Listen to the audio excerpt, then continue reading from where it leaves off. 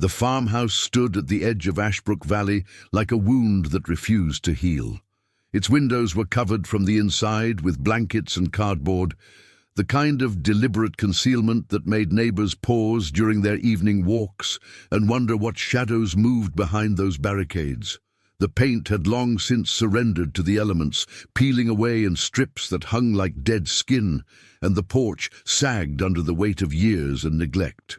In the summer of 1985, that house became the final punctuation mark in a sentence no one wanted to read. Phoenix in those days was a city caught between what it had been and what it was becoming. The desert heat pressed down on everything with an insistence that felt almost biblical, turning the asphalt soft by midday and driving people indoors, where air conditioning units labored against the relentless sun. It was a place where transplants came to reinvent themselves, where the past could be shed like an old coat if you moved quickly enough and didn't look back too often. The city sprawled outward in all directions, swallowing up farmland and replacing it with developments that promised a better future, cleaner streets, safer neighborhoods. But there were always pockets that progress forgot, corners where the old ways persisted and secrets could take root in the dry soil. Danielle Ryder was 23 that summer, though people who knew her said she seemed both older and younger than her years, depending on the light. She had arrived in Phoenix 18 months earlier from somewhere in the Midwest, a detail she shared sparingly and without enthusiasm.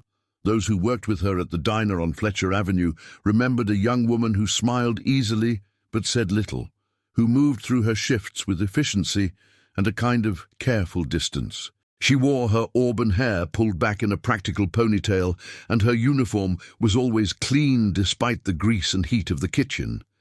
Regular customers liked her well enough, appreciated that she remembered their orders, and didn't linger for small talk when the place got busy. She lived in a studio apartment above a laundromat on the South Side, a neighborhood where rent was cheap and questions were even cheaper. The walls were thin enough that conversations from adjacent units filtered through like radio signals, fragments of other lives bleeding into her own. She kept her space neat, almost austically so, with few personal belongings and nothing on the walls except a calendar from a hardware store where she had never shopped. Her co-workers sometimes invited her out after shifts to bars where the air conditioning fought a losing battle and jukeboxes played songs about heartbreak and highways. She went occasionally, nursed a single beer through the evening, and always left alone. There was a boyfriend or something like one, though the details remained vague even after everything came to light. His name was Marcus Calloway, a construction worker who drifted between job sites and had the kind of casual charm that wore thin under scrutiny. They had met at a gas station of all places, both reaching for the same magazine on a rack near the counter. He had made some joke she pretended to find funny, and somehow that brief exchange had evolved into something more deliberate. He would pick her up after her shifts sometimes, his truck idling in the parking lot while she finished wiping down tables and counting tips. They never seemed particularly affectionate in public, no hand-holding or whispered endearments, but they occupied space together in a way that suggested familiarity. The farmhouse belonged to Marcus, or rather to a cousin who had moved to California and left him to watch over the property until it could be sold. That was the story he told anyway, though records would later show the ownership was more complicated, tangled in liens and disputed inheritances that no one had bothered to resolve. Marcus stayed there sometimes, when work brought him to that part of the valley, preferring the isolation to the noise of his usual apartment complex near the interstate. He had told Danielle about the place, described it as peaceful, somewhere they could go when they needed to get away from everything. On the evening of August 14th, Danielle finished her shift at the diner just after 8. The sun was beginning its descent, but the heat remained oppressive, radiating up from the sidewalks and making the air shimmer. Her co-worker, a woman named Beverly Thorne, who had worked there for 6 years and knew everyone's business whether they shared it or not, later recalled that Danielle seemed preoccupied that night.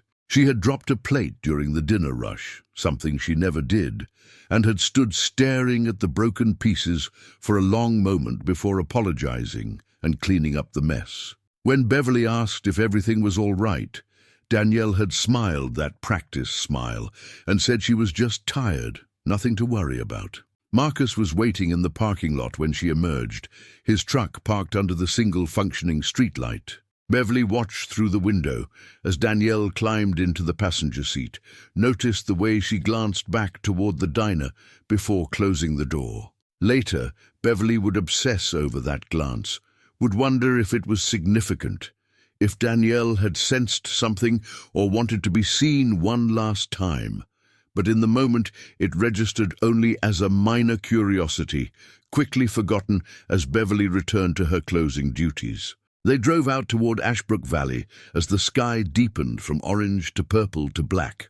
The route took them past developments where families were settling in for the evening, past strip malls where teenagers congregated in parking lots, and eventually onto roads where streetlights became sparse and then disappeared altogether. The farmhouse sat nearly 2 miles from its nearest neighbor, accessible only by a dirt road that turned to dust under tires and hung in the air long after vehicles passed. What happened inside that house would remain partially obscured, the kind of narrative gaps that investigations can narrow but never fully close.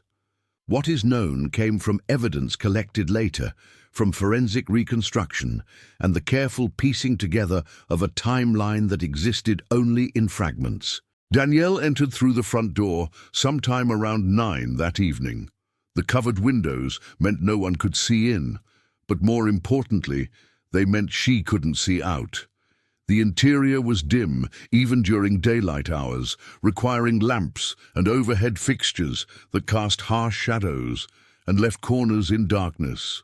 The farmhouse had 4 rooms on the ground floor, a kitchen with appliances that no longer worked, a living area with furniture draped in sheets, a bathroom with rust stains blooming in the sink, and a bedroom that Marcus had made marginally habitable with a mattress and a portable fan. There was a basement, too, accessible through a door in the kitchen that stuck in its frame and required a hard pull to open. The basement was where things went to be forgotten, boxes of belongings that no one wanted to claim, tools that had outlived their usefulness, and a cold that persisted even in summer because sunlight never reached that far down. Days passed.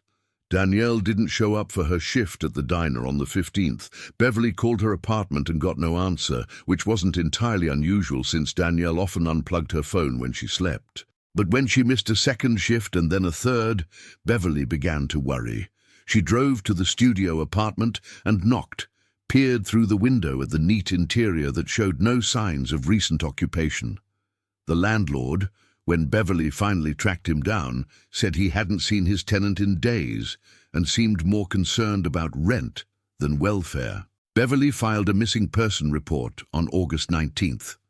The officer who took her statement was professional but not particularly alarmed. Young women left town all the time, he explained, especially ones who seemed unattached and restless. Phoenix was a transient city. People came and went with the seasons and the job market. He took down the details, promised to look into it, and filed the report with dozens of others that crossed his desk each month. Without evidence of foul play, without family demanding action, Danielle Ryder became another name in a system overwhelmed by its own volume. Marcus continued to show up at job sites, continued his routines as though nothing had shifted. If co-workers noticed anything different about him, they didn't mention it, didn't think to connect the construction worker they knew with the missing woman whose description was beginning to circulate on community bulletin boards and in brief mentions on local news broadcasts. He was good at being unremarkable, at moving through spaces without leaving much impression. When investigators eventually questioned people who knew him, the responses were variations on the same theme. Quiet guy, kept to himself, showed up on time, and did his work. The farmhouse remained undisturbed through the rest of August and into September. The covered windows continued to puzzle the few people who passed by, but no one felt compelled to investigate further. Rural properties often harbored eccentricities, and the culture of the area favored minding one's own business. The heat began to ease slightly as autumn approached, though Phoenix's version of fall was more suggestion than reality, a few degrees cooler and slightly less punishing. On September 27th, 44 days after Danielle was last seen, an envelope arrived at the Phoenix Police Department's main office. It had no return address, and the postmark was local but generic, offering no useful information about its origin. Inside was a single sheet of paper with a message composed of words cut from newspapers and magazines, the kind of anonymous communication that seemed lifted from crime novels but was rare enough in reality to command attention. The message was brief. "Look in the basement of the farmhouse on Kessler Road. She deserves better than silence." The patchwork of fonts and sizes gave the note an almost artistic quality, each word carefully selected and glued into place. Someone had spent time on this, had deliberated over the message and its delivery. The paper was standard copy stock, the kind available at any office supply store, and the glue was school grade, leaving no unique chemical signature. But the content was specific enough to warrant action. Detective Lloyd Brennan caught the case. He was 49 years old and had spent 26 years with the department, long enough to have seen patterns repeat, and long enough to know that anonymous tips were either useless or crucial, rarely anything in between. He read the note 3 times, held it up to the light as though additional information might reveal itself, then pulled the missing person file for anyone who might connect to a farmhouse on Kessler Road. Danielle Ryder's name came up quickly. Beverly Thorne had mentioned in her report that Danielle's boyfriend owned or had access to a property outside town, though she hadn't known the exact location. Brennan made calls, checked property records, and found the farmhouse registered under a name that eventually led back to Marcus Calloway's family. It took less than 2 hours to establish probable cause and organize a response. They arrived at the farmhouse on the afternoon of September 28th. The sun was high and merciless, turning the valley into a study in bleached colors and harsh contrasts. Brennan led a team of 4 officers and 2 forensic technicians, their vehicles kicking up dust that settled on everything like a fine layer of accusation. The farmhouse looked abandoned, its covered windows giving it the appearance of something that had closed its eyes against the world. The front door was unlocked. That detail struck Brennan as significant, though he couldn't immediately articulate why. They entered with weapons drawn and voices announcing their presence, moving through rooms that smelled of stale air and neglect. The covered windows made the interior twilight dim, despite the blazing day outside, and the officers used flashlights to illuminate corners and doorways. The basement door in the kitchen stood slightly ajar, as though recently opened or never properly closed. Brennan approached it slowly, aware of his heartbeat and the weight of expectation pressing down on the moment. The stairs descended into darkness that their flashlights could only partially penetrate, revealing rough wooden steps and concrete walls, slick with moisture that had nowhere else to go. What they found at the bottom would set in motion an investigation that dominated headlines for weeks and haunted everyone involved for far longer. The details would be catalogued and photographed, analyzed and testified to, becoming part of the official record that transformed a person into a case number. But in that moment, standing at the threshold between knowing and not knowing, Brennan understood that the anonymous letter had been both a gift and a curse, the kind of truth that demanded acknowledgement but offered no comfort. The farmhouse with the covered windows had kept its secret until someone decided silence was worse than exposure. Now that silence was broken, and everything that followed would be an attempt to reconstruct what had been deliberately hidden, to give voice to what had been silenced, to transform darkness into something that could be examined in the unforgiving light of day. The basement air carried a coldness that defied the desert heat above, and with it came the confirmation that the anonymous letter had been precise in its cruelty. Danielle Ryder had been found, though the young woman who smiled through diner shifts and kept her studio apartment austere would never again walk the streets of Phoenix. Detective Lloyd Brennan stood at the top of those basement stairs long after the initial discovery, listening to the movements of the forensic team below, the soft voices that spoke in technical terms because clinical language was the only barrier between professional duty and the weight of what they were documenting. Word spread through the department with the speed that tragedy always travels. By evening, reporters had gathered outside the farmhouse, their vans clustered along Kessler Road, like carrion birds drawn to something they could sense, but not yet see. Brennan gave a brief statement that revealed almost nothing, confirming only that human remains had been recovered and that an investigation was underway. The covered windows of the farmhouse appeared on the evening news, becoming an image that would be replayed countless times, a visual shorthand for something terrible hidden in plain sight. Beverly Thorne learned about it from a customer who had heard it on the radio. She dropped the coffee pot she was holding, watched it shatter across the diner floor for the second time in 6 weeks, and this time she didn't move to clean it up. She simply stood there while her manager approached with concern and questions, stood there thinking about that last glance Danielle had given before climbing into Marcus Calloway's truck. The guilt arrived immediately and would never fully depart. The irrational but persistent belief that she should have seen something, should have done more than file a report and hope for the best. Marcus Calloway was located at a construction site in Tempe on the evening of September 28th. He was carrying 2x4s from a delivery truck when officers approached, and witnesses later described how he set down his load with care before allowing himself to be handcuffed. He didn't ask why he was being arrested, didn't demand explanations or assert innocence.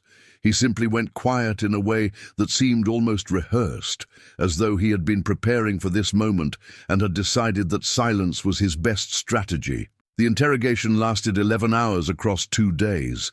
Brennan sat across from Marcus in a room designed to be deliberately uncomfortable, watching the construction worker's face for cracks in whatever facade he had constructed. Marcus requested an attorney within the first hour, which was his right, and the lawyer who arrived was competent enough to recognize that his client's best option was to say nothing at all. So Marcus sat through question after question, maintaining eye contact with Brennan, but offering no words, no explanations, no remorse or denial. The evidence collected from the farmhouse told a story that Marcus refused to confirm or contest. Danielle's fingerprints were throughout the house, concentrated in the bedroom and kitchen. Her purse was found in a closet, still containing her identification and the tips she had collected during her last shift. The basement yielded physical evidence that connected her presence there, along with details that forensic experts would later present to a jury with careful precision. But there were gaps, inconsistencies that the prosecution would need to address, questions about timeline and intent that complicated what might otherwise have been a straightforward case. The autopsy report arrived on October 5th. The medical examiner, a woman named Dr. Sarah Vance, who had performed more of these procedures than anyone should have to, concluded that Danielle had died between August 14th and August 16th. The cause of death remained difficult to establish with certainty given the condition of the remains and the time elapsed, though evidence suggested asphyxiation was the most likely explanation. Dr. Vance wrote her report in the measured language of her profession, but those who worked with her noted that she seemed particularly affected by this case, would sometimes pause while reviewing her findings as though searching for something she might have missed. Danielle's family emerged from the obscurity she had maintained.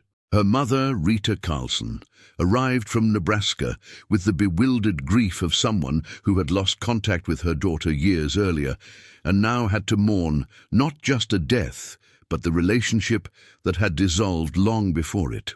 Rita was 51, worn down by factory work and disappointment, and she carried photographs of Danielle as a child, images of a smiling girl who bore little resemblance to the careful young woman who had served coffee and kept her distance from everyone. Rita stayed in Phoenix for 3 weeks, moving through the city like a ghost, searching for traces of the daughter she barely knew. She visited the diner where Danielle had worked, sat in a booth while Beverly brought her coffee, and apologized repeatedly for not doing more. She saw the studio apartment, stood in that neat space, and tried to understand what Danielle's life had been in those final months. She spoke to detectives and provided what little information she had about her daughter's past, about an unstable childhood and early adulthood marked by a succession of bad decisions and worse relationships. When Rita finally returned to Nebraska, she carried an urn that weighed almost nothing and contained what remained of the girl who had left home at 19, seeking something better than what she had known. The trial was scheduled for March of 1986, but complications emerged almost immediately. Marcus Calloway's attorney, a public defender named Thomas Wexler, who had a reputation for being thorough despite limited resources, identified procedural issues with the search warrant. The anonymous letter, while sufficient to establish probable cause, raised questions about the investigation's foundation. Who had sent it? How had they known what was in the basement? Was there another person involved who remained unidentified? The prosecution, led by Assistant District Attorney Margaret Hollis, argued that the letter's origin was irrelevant given what had been discovered. But Wexler pressed the issue, suggesting that without knowing who sent the letter and why, the defense couldn't adequately challenge the narrative being constructed. Judge Raymond Torres ultimately ruled that the search had been conducted legally, but the questions lingered, creating doubt that would complicate jury selection. The trial began on April 7th and lasted 3 weeks. The courtroom was packed daily with reporters, courthouse regulars, and people drawn by the morbid curiosity that sensational cases always attract. Beverly Thorne testified about Danielle's demeanor in those final days, about watching her leave with Marcus and not thinking anything of it. Dr. Vance presented her findings with professional detachment, though cross-examination revealed the limitations of her conclusions. Forensic experts described evidence that placed Danielle in the farmhouse and in the basement, but Wexler challenged their interpretations, suggested alternative explanations for each piece of physical evidence. Marcus Calloway never took the stand. He sat beside his attorney throughout the trial, wearing the same expression of careful neutrality that had characterized his interrogation. He watched witnesses testify, looked at photographs that the prosecution presented, and showed no visible reaction to any of it. Some interpreted this as cold-blooded calculation, evidence of a killer without conscience. Others saw a man maintaining his constitutional rights in a system designed to extract confessions, whether guilt existed or not. The jury deliberated for 6 days.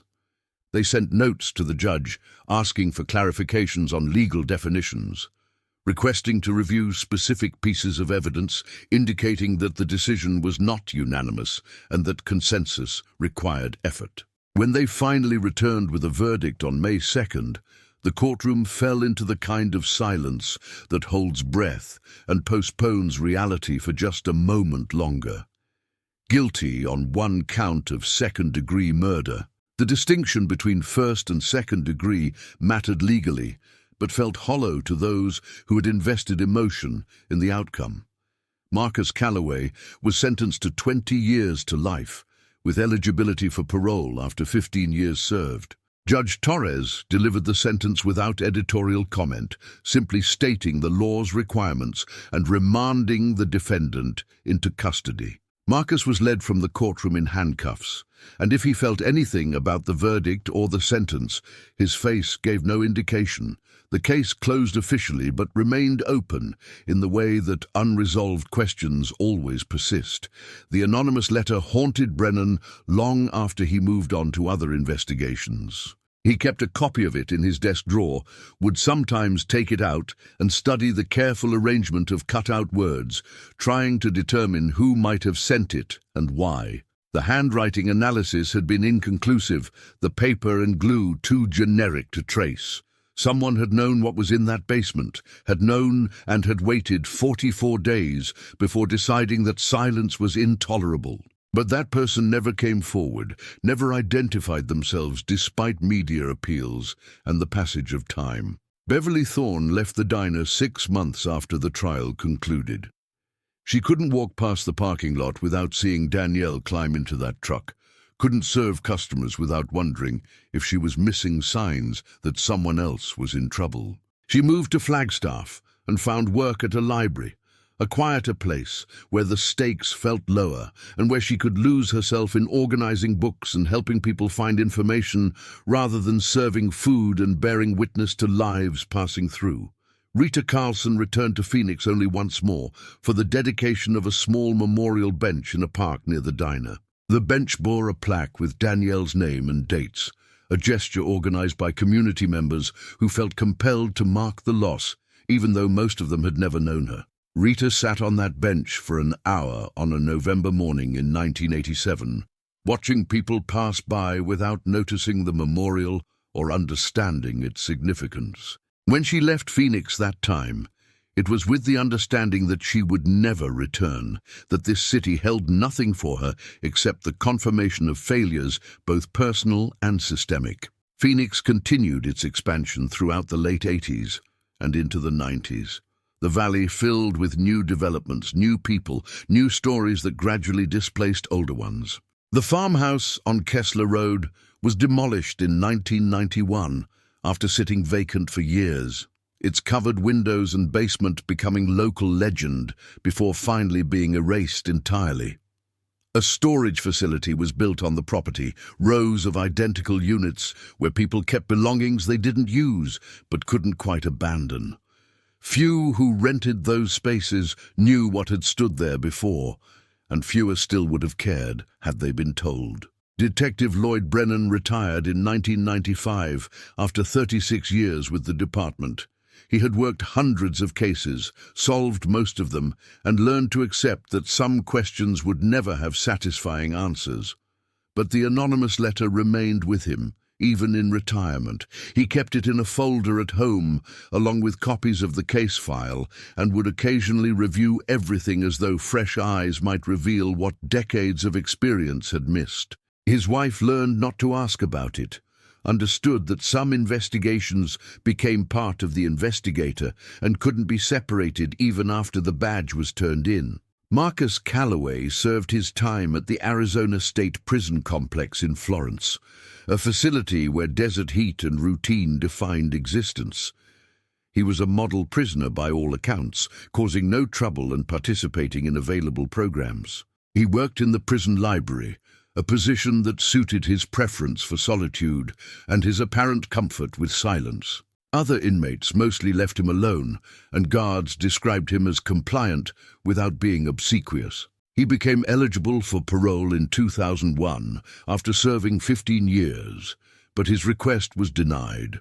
The parole board cited the severity of the crime and his continued refusal to express remorse or provide details about what had happened. The case file gathered dust in the department's archives, pulled occasionally when journalists working on retrospectives or true crime podcasts requested access.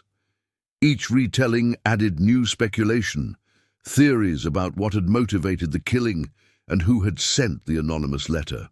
Some suggested Marcus had an accomplice who later felt guilty. Others proposed that a neighbor had witnessed something but feared coming forward directly. A few even speculated that the letter had been sent by someone who bore a grudge against Marcus and saw the crime as an opportunity for revenge disguised as conscience. Technology advanced in ways that seemed impossible in 1985. DNA analysis became more sophisticated, capable of extracting information from increasingly smaller samples. Cold cases were reopened across the country as evidence that had been inconclusive decades earlier suddenly offered new possibilities. The Phoenix Police Department established a cold case unit in 2003, staffed by detectives who specialized in applying modern techniques to investigations that had gone dormant. Detective Amanda Reeves joined that unit in 2009. She was 34, ambitious in the way that people who have something to prove often are, and she brought an analytical approach that balanced respect for original investigators with willingness to challenge assumptions. She requested the Danielle Ryder case file in January of 2010, drawn by the detail about the anonymous letter, and curious whether advances in forensic document analysis might yield new information. The letter itself was still in evidence storage, preserved in plastic and remarkably intact, given the passage of 25 years. Reeves submitted it for analysis using techniques that hadn't existed when Brennan had first held it. The results came back weeks later with information that was simultaneously revealing and frustrating. The paper was indeed generic, manufactured by a company that had produced millions of identical sheets. But the adhesive used to attach the cut-out words contained trace elements that suggested it had been applied in an environment with specific environmental conditions, likely an air-conditioned office space. More interesting was the analysis of the words themselves. Whoever had created the message had cut them from at least 6 different publications, but 2 of the sources were identified. A local alternative newspaper that had limited circulation, and a trade magazine for the construction industry. This narrowed the pool of potential senders, suggested someone who moved in circles that intersected with Marcus Calloway's work life, and who read publications that weren't widely distributed. Reeves began the painstaking process of tracking down people who had worked with Marcus in 1985. Construction crews and contractors who might remember the quiet man who had kept to himself. Most of the companies had long since closed or changed ownership. Workers had scattered to other cities, other industries, other lives. But Reeves persisted, making calls and sending emails, slowly constructing a network of people who had been part of that world. One name appeared repeatedly: Daniel Ortega, a foreman who had supervised several crews that Marcus had worked on. Ortega was 68 in 2010, living in a retirement community in Scottsdale and suffering from emphysema that made phone conversations punctuated by coughing fits. But his memory was intact, and when Reeves asked about Marcus Calloway, Ortega remembered him clearly. They had worked together on 3 projects over the course of a year. Marcus had been reliable, showed up sober and on time, did what he was told without complaint. But there had been something off about him, Ortega said, a quality that made other workers uncomfortable, though they couldn't articulate why. Marcus would sometimes disappear during lunch breaks, wouldn't explain where he went or what he did. He received phone calls on the job site occasionally, would step away to take them and return looking agitated. Reeves asked if Ortega remembered anything specific about August of 1985. He did, actually, because it was when Marcus had abruptly stopped showing up for work. One day he was there, the next he wasn't. Ortega had tried calling him, got no answer, and eventually hired someone else. He had found it odd but not alarming. Construction workers drifted regularly, followed opportunities or fled obligations with equal frequency. Did Ortega know anything about the farmhouse? He did not, had never been there, and hadn't known Marcus owned or had access to property outside the city. But he remembered that Marcus had mentioned a girlfriend once or twice, usually in the context of turning down invitations to join the crew for drinks after work. Marcus had been protective of that privacy, hadn't offered details, and had shut down questions with polite firmness. Reeves thanked him for his time and moved on to other names, but something about the conversation lodged in her mind. The timeline bothered her. Marcus had stopped showing up for work after August 14th, which was when Danielle had disappeared. The trial records showed he had continued working until his arrest, but Ortega's memory contradicted that. She pulled employment records, such as they existed from 25 years earlier, and discovered that Marcus had indeed missed significant time from mid-August through early September. He had returned to work briefly before his arrest, but there had been a gap that the prosecution had never adequately explained. Where had he been during those weeks? The trial had assumed he was going about his normal routine, maintaining appearances while Danielle remained in the basement of the farmhouse. But if he hadn't been working, if he had dropped out of his usual patterns, what did that suggest about his state of mind or his actions? Reeves requested a prison interview with Marcus Calloway in March of 2010.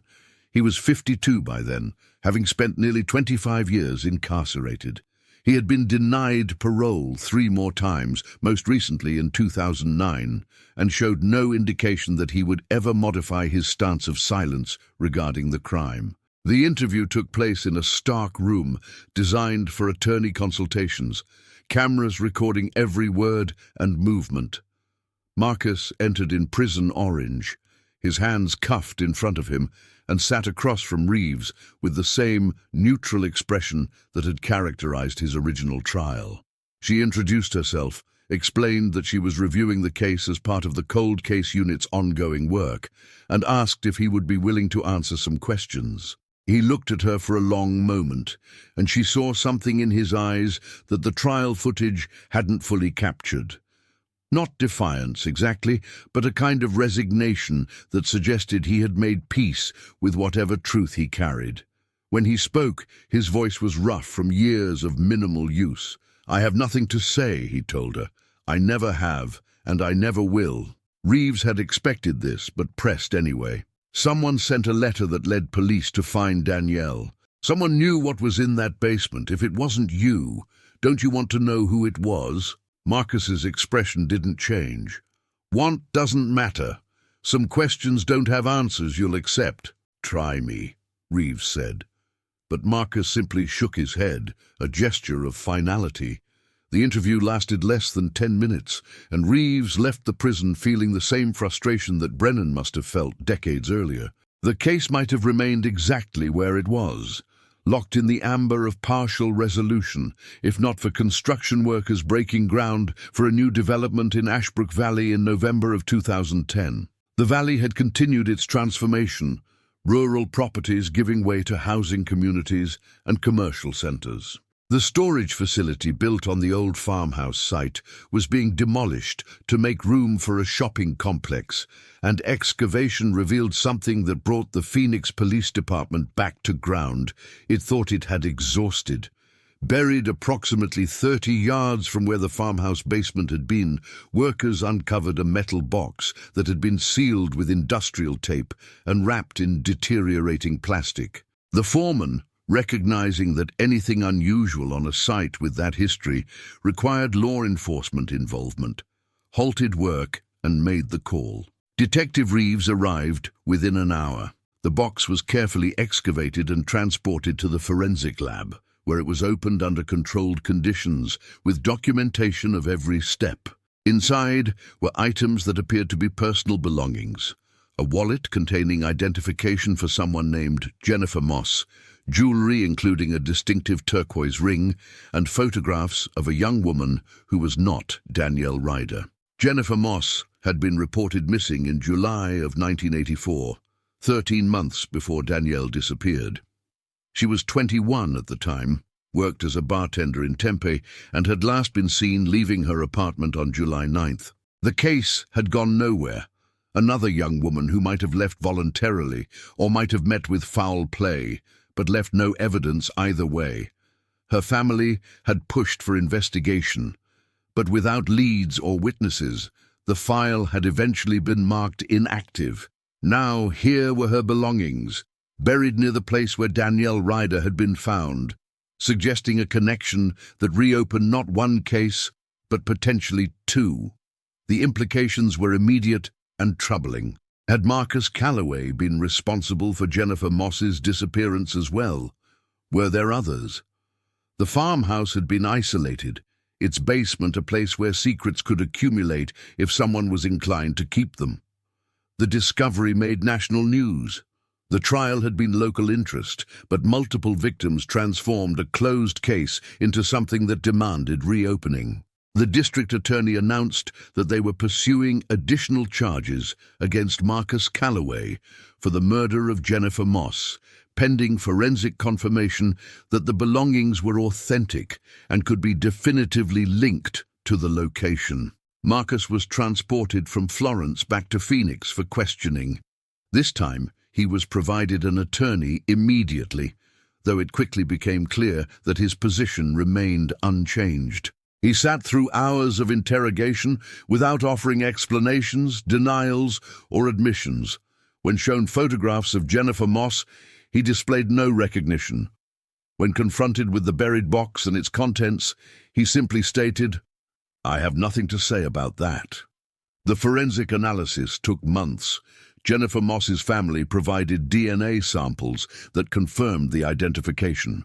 The metal box was examined for fingerprints and trace evidence, yielding results that placed it underground for approximately 25 years, consistent with the timeline of her disappearance.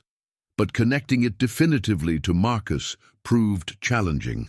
No fingerprints matched his, and the tape and plastic used to seal the box were generic enough to be untraceable. What investigators did find were soil samples clinging to the box that matched the composition of earth from a different location in the valley, suggesting the box had been buried elsewhere first and then moved. This detail complicated the narrative, implied planning and premeditation that suggested the farmhouse might have been just one location in a larger pattern. Detective Lloyd Brennan, now 74 and living in quiet retirement, read about the discoveries with the mixture of vindication and horror that cold cases sometimes deliver. He had been right to be troubled by the anonymous letter, right to sense that the case contained layers that a single trial couldn't fully address. He contacted Reeves, offered to share his institutional memory and the observations he had carried for decades. They met at a coffee shop in central Phoenix, the city sprawling around them in ways that would have been unrecognizable to someone from 1985. Brennan brought his folder, the one he had kept all these years, and spread its contents on the table between them. The anonymous letter in its plastic sleeve, photographs of the farmhouse, notes he had written to himself during the investigation. "I always thought there was someone else involved," Brennan said, his voice carrying the weight of years spent thinking about this. "Marcus doesn't seem like someone who would send that letter. He's too controlled, too committed to silence. Someone else knew what was in that basement, and that person wanted her found." Reeves studied the letter again, the careful arrangement of cut-out words spelling out both accusation and compassion. "She deserves better than silence." The phrasing suggested empathy, a recognition of Danielle as a person rather than just evidence of a crime. "What if," Reeves said slowly, working through the thought as she spoke, "it wasn't an accomplice? What if it was another victim who escaped?" Brennan leaned back, considering this possibility. It reshaped the entire investigation, suggested that the farmhouse basement had held someone else before Danielle, someone who had managed to survive and get away, someone who knew what was happening but couldn't or wouldn't come forward directly. The hypothesis led them to review missing person reports from the year before Danielle's disappearance, looking for cases involving young women in the Phoenix area. Jennifer Moss was the obvious candidate, but her belongings had been buried, suggesting her fate had not included escape. They expanded the search parameters, looking at reports from surrounding counties, cases that might have been filed elsewhere but involved women who had connections to Phoenix. One name emerged that stopped Reeves mid-search: Cassandra Price, reported missing from Gilbert in March of 1985. She was 19, worked at a convenience store, and had told co-workers she was going to meet someone about a job opportunity. She had never returned, and her car was found abandoned near the interstate 2 days later. The case had gone cold within weeks. No evidence of foul play, but no indication she had left voluntarily. What caught Reeves's attention was a detail buried in the initial report. Cassandra had told a friend she was meeting someone named Mark, and that he worked in construction. The friend hadn't known a last name and hadn't been able to provide much additional detail, but she remembered Cassandra seemed excited about the opportunity, said the job paid better than the convenience store, and came with housing assistance. Reeves located Cassandra Price's family in Gilbert. Her mother, Patricia, was 63 and had spent 25 years maintaining hope that her daughter was alive somewhere. She kept Cassandra's bedroom exactly as it had been, spoke about her in present tense, and maintained websites and social media accounts dedicated to finding her missing child. When Reeves explained the reason for her visit, Patricia's face cycled through emotions too complex to name. The possibility that Cassandra might have been connected to the Farmhouse case, might have been another of Marcus Calloway's victims, was somehow both devastating and a relief. At least it would be an answer, Patricia said. At least she would finally know. But there was another possibility, Reeves explained carefully. What if Cassandra had been at the farmhouse but had escaped? What if she had survived but been too traumatized to come forward? Patricia grasped at this hope immediately, despite Reeves's cautions against premature optimism. She provided photographs of Cassandra, described her personality and habits, offered anything that might help locate her daughter. Reeves took it all, promised to do everything possible, and left feeling the burden of expectations she might not be able to meet. The search for Cassandra Price became a priority, alongside the investigation into Jennifer Moss's death. Reeves distributed her information to law enforcement agencies nationwide, checked databases for any activity under her name or social security number. For weeks, there was nothing, just the void that missing persons leave when they disappear without documentation. Then in February of 2011, a hit came from Oregon. A woman named Sandra Price had been admitted to a hospital in Portland for treatment of pneumonia. The name was close enough to trigger an alert, and when local police made contact, the woman claimed she had no family and no history beyond the past 20 years. But her age matched, and when shown photographs of Cassandra Price from 1985, nurses at the hospital noted the resemblance despite decades of aging and the changes that hardship inscribes on faces. Reeves flew to Portland with Patricia Price, both of them carrying hope that felt fragile enough to shatter at the slightest pressure. The woman in the hospital bed looked at them with eyes that had seen too much and forgotten how to trust. She was thin, prematurely aged, and carried herself with the wariness of someone who had learned that safety was temporary at best. When Patricia approached, tears streaming down her face and voice breaking as she said her daughter's name, Sandra looked at her for a long moment before something cracked in her carefully maintained defenses. "I couldn't come back," she whispered. "I couldn't face it." The story emerged slowly over days, told in fragments between long silences. Cassandra Price had indeed met someone named Marcus, had been promised work and housing, had followed him to a farmhouse in Ashbrook Valley. What happened there she described in terms that were vague enough to avoid re-traumatizing herself, but specific enough to confirm the location and circumstances. She had been held in the basement, had endured experiences she still couldn't fully articulate, and had managed to escape during a moment when Marcus had been careless about security. She had run through the desert in darkness, had reached a highway and hitchhiked to California, had built a new identity because the thought of returning to Phoenix and facing what had happened seemed impossible. She had heard about Danielle Ryder's case on the news months after it occurred, had recognized the farmhouse in the photographs, and had been paralyzed by guilt and terror. She wanted to help, but couldn't risk being pulled back into that nightmare. So she had sent the letter, carefully composed in a library, using newspapers and magazines, mailed from a location far enough away that it couldn't be traced back to her. She had given the police what they needed to find Danielle while protecting herself from having to relive her own trauma publicly. "I thought if they found her, maybe that would be enough," Cassandra said, her voice barely audible. "I didn't know about Jennifer.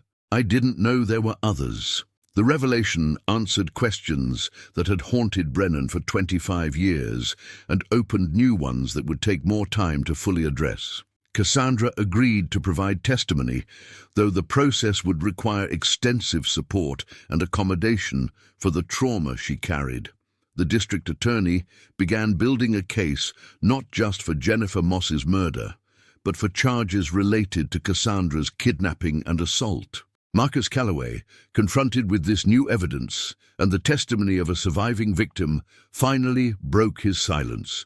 In a statement provided through his attorney, he admitted responsibility for the deaths of both Danielle Ryder and Jennifer Moss, as well as actions against Cassandra Price. He provided details about locations where evidence might be found, including the original burial site of Jennifer Moss's belongings before he had moved them in a moment of paranoia about the farmhouse property. What he didn't provide, and what investigators suspected they would never fully understand, was motivation. Why had he targeted these women? What had driven him to create that basement chamber and use it for purposes that defied comprehension? Marcus's statement included an apology that felt hollow, given decades of silence, an acknowledgement of harm that came only after escape from accountability was impossible. The farmhouse that no longer existed cast a shadow that stretched across 3 decades and multiple lives. The excavation site in Ashbrook Valley became something like a memorial, with people leaving flowers and notes for victims both identified and possibly still unknown. The community grappled with the knowledge that horror had existed in their midst, hidden behind covered windows, while ordinary life continued around it.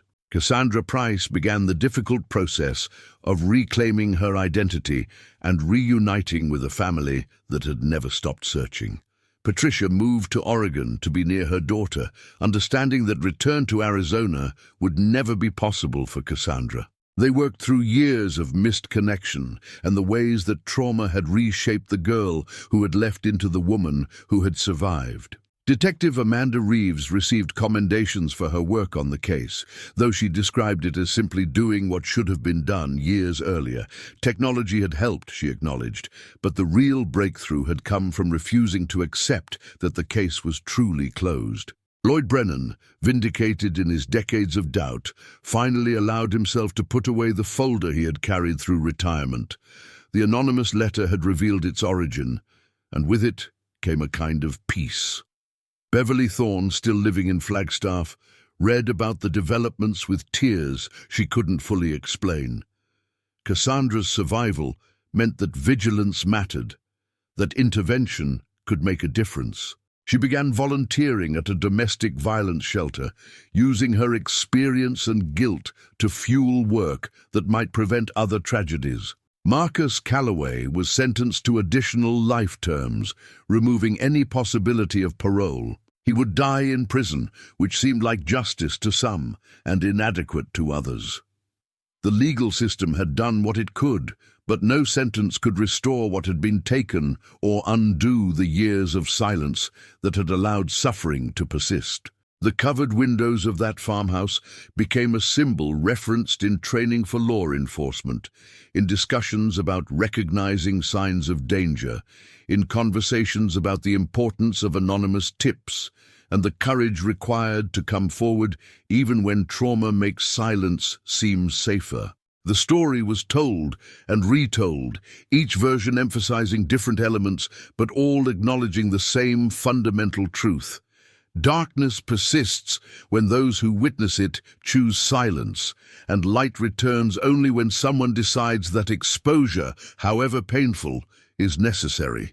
In the end, it was the voice of someone who had survived that brought the full story forward. Cassandra Price had lived through horror, had carried it for 25 years, and had finally found the strength to let truth outweigh fear. The farmhouse was gone, demolished and replaced, but its legacy remained in the lessons learned and the lives changed by understanding that vigilance and compassion are not optional when evil hides in plain sight. The revelations that emerged in 2011 transformed not only the case, but everyone who had been touched by it. Truth, when it finally arrives after decades of concealment, doesn't simply illuminate the past. It reconfigures the present, forcing those who remain to reconcile what they thought they knew with what actually occurred. The farmhouse with its covered windows had been demolished years earlier, but its shadow persisted in ways that concrete and steel could never fully erase. Marcus Calloway's admission of responsibility, delivered through his attorney in language carefully calibrated to avoid additional legal jeopardy, provided answers to questions that had haunted investigators and families for more than 25 years. But confessions, even complete ones, rarely offer the closure that people imagine when they dream of resolution. The facts emerged in depositions and formal statements, where he had met each woman, how he had convinced them to come to the farmhouse, the methodical nature of crimes that had been planned rather than impulsive.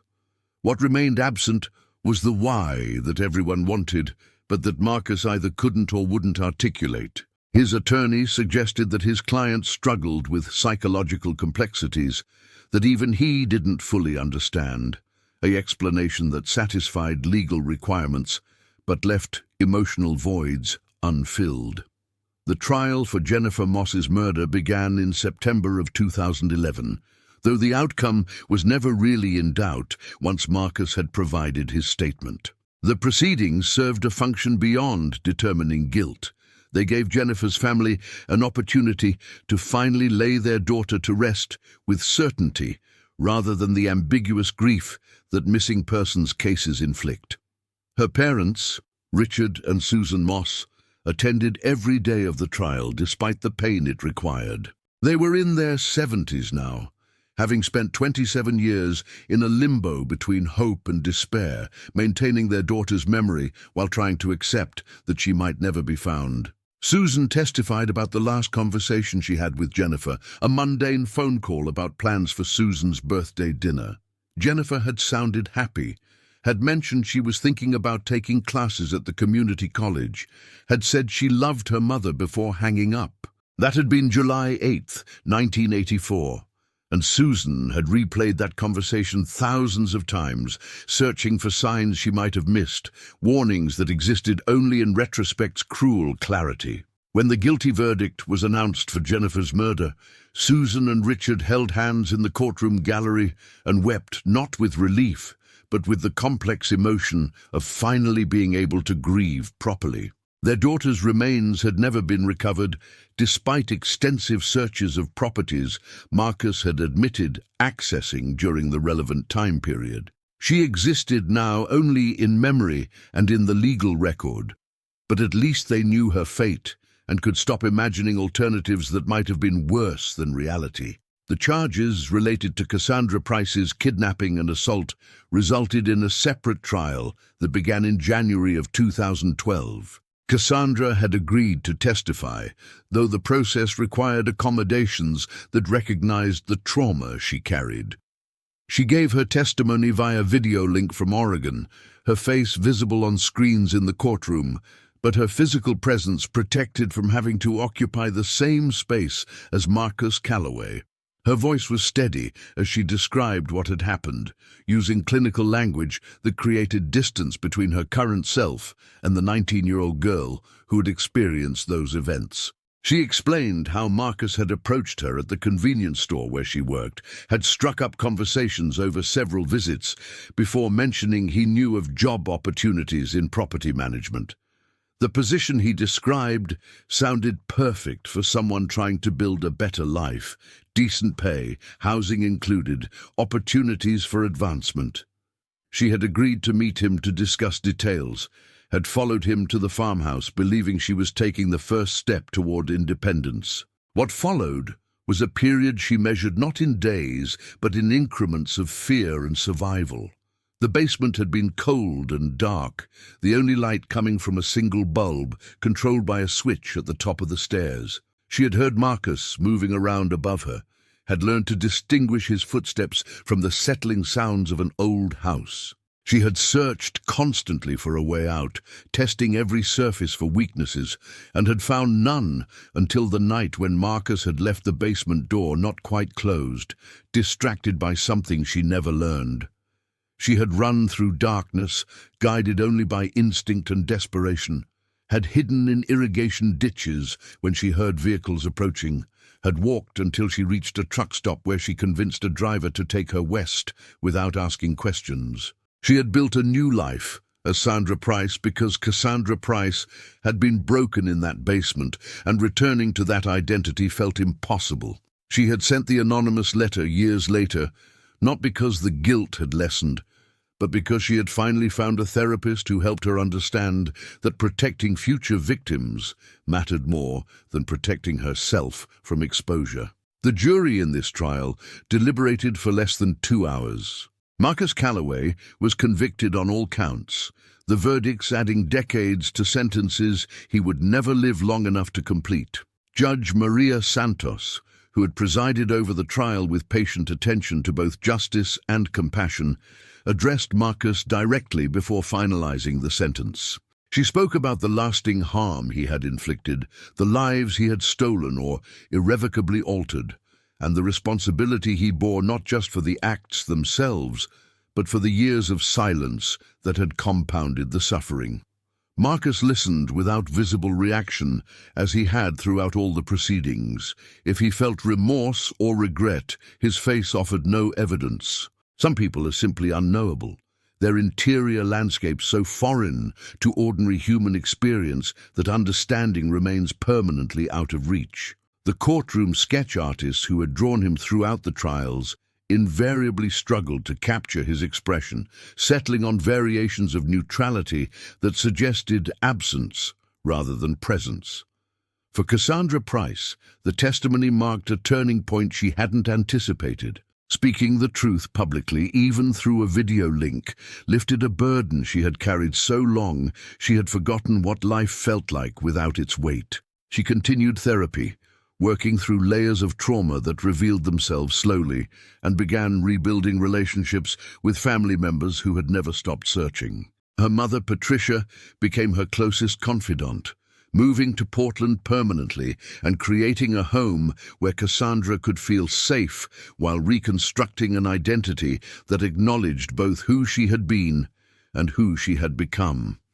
The process wasn't linear or simple. There were days when Cassandra couldn't leave her apartment, when the weight of what she had survived pressed down with physical force. There were sessions with her therapist where she couldn't speak, could only sit in silence while trying to find words for experiences that existed beyond language. But there were also days when she walked through Portland's parks and felt something like peace, when she had coffee with her mother and talked about ordinary things, when she remembered that surviving meant more than just continuing to exist. She started volunteering at a crisis center in 2013, answering phones and providing support to people experiencing emergencies. The work was difficult but meaningful, a way of transforming her own suffering into something that might prevent or ease others' pain.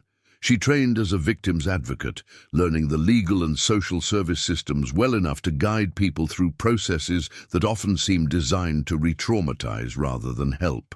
Her experience gave her credibility and empathy that no amount of formal education could replicate, and the people she helped often told her that her presence made impossible situations feel survivable. Detective Amanda Reeves continued working cold cases, applying the lessons learned from the Farmhouse investigation to other files that had been marked inactive. She developed protocols for identifying patterns that might connect seemingly unrelated missing persons cases, looking for the kinds of details that suggested serial predation rather than isolated incidents. Her work led to the resolution of 3 additional cases over the next 5 years, each one bringing closure to families who had lived with uncertainty for decades. She thought often about the anonymous letter that had started everything, about the courage it had required for Cassandra to send it, despite the fear that must have accompanied that decision. Lloyd Brennan passed away in 2014 at the age of 78. He had lived long enough to see the case truly closed, to understand the mystery of the letter he had carried for so many years. His funeral was attended by dozens of people whose lives he had touched through his work, including Amanda Reeves and other detectives who considered him a mentor. The folder he had kept all those years, containing the copy of the anonymous letter and his notes, was donated to the police department's archives as an example of investigative persistence and the importance of never accepting incomplete answers. Beverly Thorne continued her work at the domestic violence shelter in Flagstaff, rising to become its director in 2015. She implemented programs focused on early intervention and safety planning, drawing on her experience of having witnessed warning signs she didn't recognize until too late. She thought about Danielle Ryder every day, kept a small photograph on her desk of the young woman who had smiled through diner shifts and maintained careful distance from everyone. Beverly gave talks at community centers and schools about recognizing signs of potential danger, about the importance of trusting instinct when something feels wrong, about how intervention doesn't require certainty, only willingness to act despite doubt. The shopping complex built on the site where the farmhouse had stood opened in 2012, a sprawling collection of chain stores and restaurants that bore no trace of the property's history. Few people who shopped there knew about the farmhouse, and fewer still thought about it even if they had heard the story. But a small memorial garden was included in the complex's design, ostensibly as a green space for shoppers, but understood by those who had pushed for it as a recognition of what had occurred there. The garden contained no plaques or explicit references to the victims, just a peaceful area with benches and native plants where people could sit and reflect if they chose. Patricia Price visited that garden once, making the trip from Oregon to Phoenix in 2013. She sat on a bench for an hour, thinking about her daughter and the girl Jennifer Moss and the woman Danielle Ryder, three lives that had intersected with Marcus Calloway's darkness. She planted a small rose bush in a corner of the garden, working with the complex's maintenance staff to ensure it would be cared for. The rose bush thrived in the Arizona climate, blooming persistently despite heat that wilted other plants, becoming a small symbol of resilience for those who knew its significance. Marcus Calloway lived out his remaining years at the Arizona State Prison complex in Florence, his days defined by routines that varied little from year to year. He worked in the prison library until health issues forced him to stop, spent time in the yard walking the perimeter fence, and read extensively from the donated books that cycled through the facility. Other inmates mostly avoided him, not because he caused trouble, but because there was something about him that discouraged connection. Guards described him as compliant and unremarkable, a prisoner who neither helped nor hindered the facility's operations. He died in April of 2019 at the age of 61, the cause listed as complications from diabetes that had gone undiagnosed for years. His death was noted in brief articles that recapped the crimes he had committed and the lives he had taken. There were no mourners at his funeral, which was conducted by the prison chaplain as a matter of protocol. He was buried in the prison cemetery, a field of simple markers that documented the end of lives that had, for whatever reasons, veered so far from ordinary human decency that society had removed them permanently from circulation. News of his death reached the people whose lives he had affected in different ways. For some, it brought relief, a sense that a chapter could finally close completely. For others, it changed nothing, the damage he had inflicted persisting regardless of whether he still drew breath. Cassandra Price learned about it during a phone call from Detective Reeves, who thought she should hear it directly rather than encounter it accidentally in news coverage. Cassandra thanked her for the consideration and hung up feeling something she couldn't quite name. Not happiness, not satisfaction, just a kind of acknowledgement that the person who had haunted her nightmares would create no new victims. She marked the moment by taking a long walk through Portland's Forest Park, following trails that climbed into hills where the city noise faded and the air smelled of pine and earth. She thought about the girl she'd been at 19, full of hopes that seemed naive now, but had been real and valuable at the time.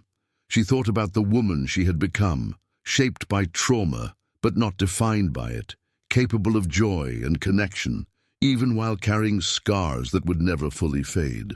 She thought about Danielle and Jennifer, about the lives they might have lived if circumstances had been different, about the fundamental unfairness of a world where random encounters could determine whether someone flourished or disappeared. When she returned home that evening, her mother was waiting with dinner and the kind of quiet companionship that didn't require conversation. They ate together, watched a movie neither of them had seen before, and went to bed early. It was an ordinary evening, remarkable only for its peace, but Cassandra had learned that peace was never ordinary, that every quiet moment was a victory over the chaos that had once seemed insurmountable. The foundation established in Danielle Ryder's name continued its work, supporting victims of violent crime, funded by donations from people moved by her story and by grants from organizations focused on victim services. Beverly Thorne served on its board, bringing the perspective of someone who had witnessed danger without fully recognizing it until too late. The foundation provided emergency assistance to people escaping dangerous situations, covering expenses like security deposits on new apartments, transportation to safe locations, and legal fees for protective orders. It also funded training for service workers, waitresses, bartenders, convenience store clerks, teaching them to recognize warning signs and providing clear protocols for how to help without putting themselves at risk. Richard and Susan Moss established a scholarship in Jennifer's name at the community college she had planned to attend.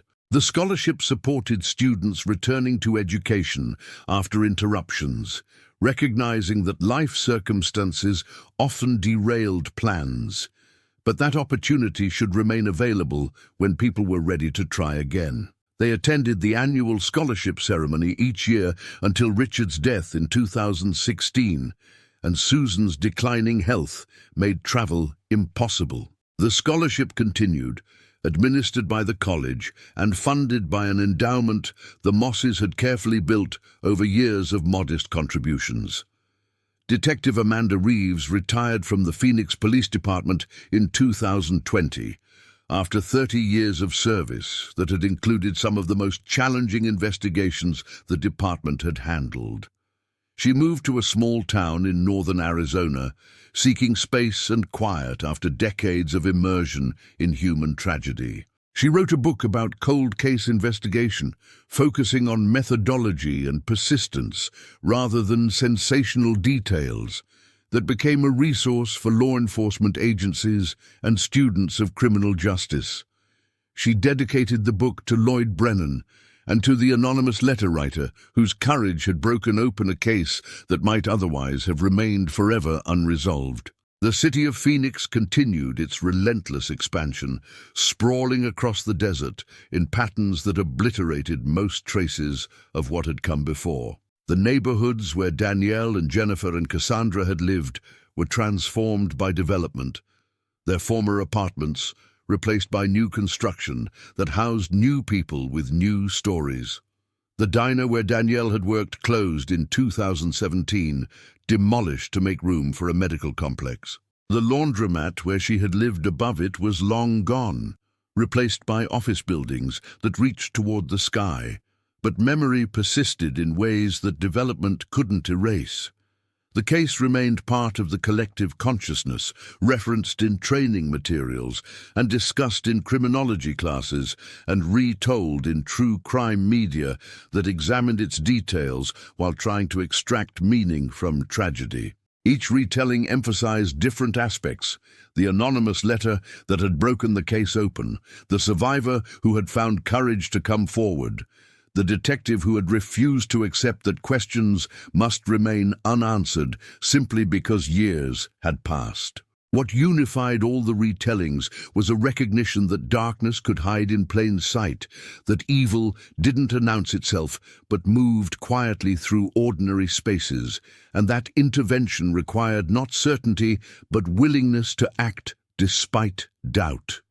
The covered windows of the farmhouse became a symbol, shorthand for the kinds of deliberate concealment that should prompt questions rather than disinterest. Community awareness programs use the image in materials, teaching people to recognize warning signs and report concerns, even when unsure if intervention was warranted. Cassandra Price continued her work as a victim's advocate, her reputation growing as someone who combined professional competence with profound empathy born of experience. She trained other advocates, teaching them not just the technical aspects of the job, but the emotional intelligence required to support people through their worst moments. She spoke occasionally at conferences, telling her story not for attention, but because she had learned that testimony could be transformative, both for those who gave it and those who heard it. In 2021, she received an award from a national victims' rights organization, recognizing her contributions to the field. She accepted it at a ceremony in Washington, her mother sitting in the front row and wiping tears throughout the presentation. In her acceptance speech, Cassandra spoke about the importance of believing survivors, of creating systems that prioritized healing over simply processing cases, of recognizing that justice took many forms and didn't always align with legal outcomes. She ended her speech with words that captured what she had learned through years of surviving and then helping others do the same. We cannot undo what has been done. We cannot restore what was taken or erase scars that mark both body and memory. But we can choose how we move forward from those moments that divide our lives into before and after. We can let tragedy define us, or we can define ourselves in spite of it. Every day, I make that choice again, to be more than what was done to me, to transform pain into purpose, to believe that meaning can be created even from experiences that initially seemed to contain nothing but darkness.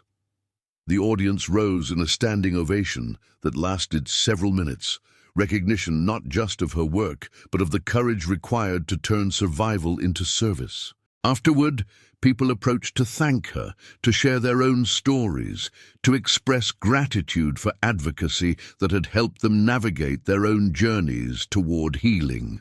Patricia stood beside her daughter throughout these conversations, her presence a reminder that no one survives alone, that recovery requires support systems willing to remain present through the difficult work of rebuilding lives.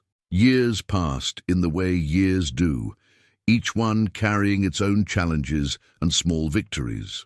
The shopping complex built on the farmhouse site thrived, and then struggled as retail patterns shifted and online commerce reduced foot traffic. The memorial garden remained, maintained by the complex's management as part of their commitment to the community.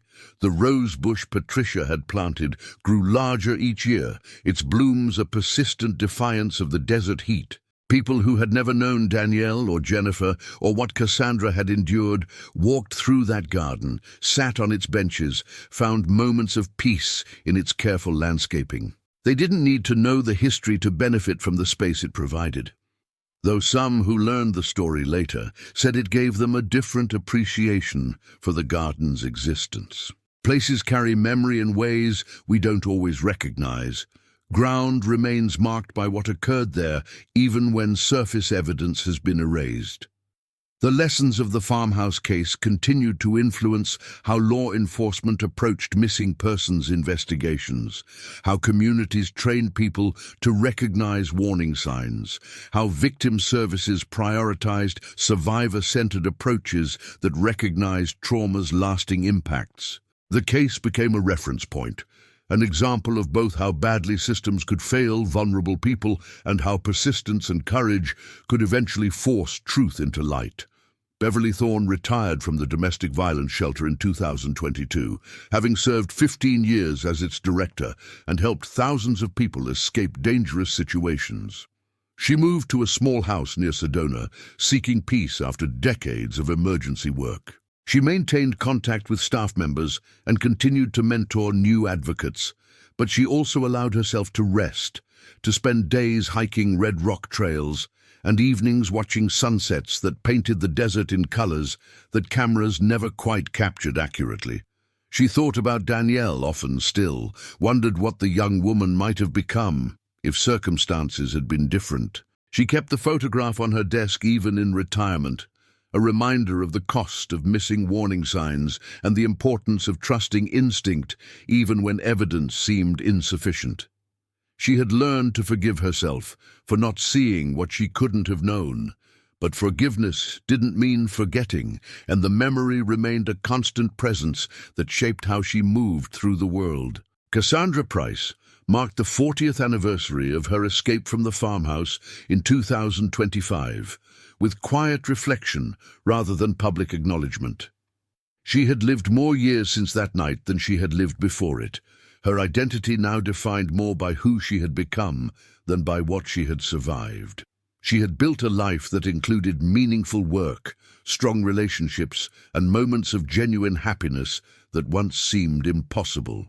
The trauma remained part of her history, but no longer consumed her present. She visited the Memorial Garden for the first time that year, making the trip to Phoenix with her mother and walking through the shopping complex to find the quiet space tucked between stores. She sat on a bench and looked at the rosebush her mother had planted years earlier, now substantial enough to provide shade and covered with blooms despite the June heat. She thought about the courage it had taken to send the anonymous letter, about the years of silence that had preceded that decision, about the ripple effects that one act of conscience had created. She thought about Detective Reeves, who had pursued the case with determination that honored both the victims and the survivor. She thought about Lloyd Brennan, who had carried questions for decades because he believed truth mattered even when it remained elusive. She thought about Beverly, who had transformed guilt into action and helped countless people escape situations that might otherwise have ended tragically. Most of all, she thought about Danielle and Jennifer, the women whose lives had been stolen by a person who had never adequately explained why. She whispered their names into the garden air, a small ritual of remembrance for people she had never known, but whose fates had been so intimately connected to her own. She promised them that their stories would continue to matter, that the pain they had suffered would be transformed into purpose that prevented future tragedies. As the sun began its descent and the heat finally eased, Cassandra stood and walked back through the shopping complex with her mother beside her. They passed stores and restaurants, navigated crowds of people pursuing their own ordinary days, and returned to their rental car for the drive to the airport. Phoenix sprawled around them in all directions.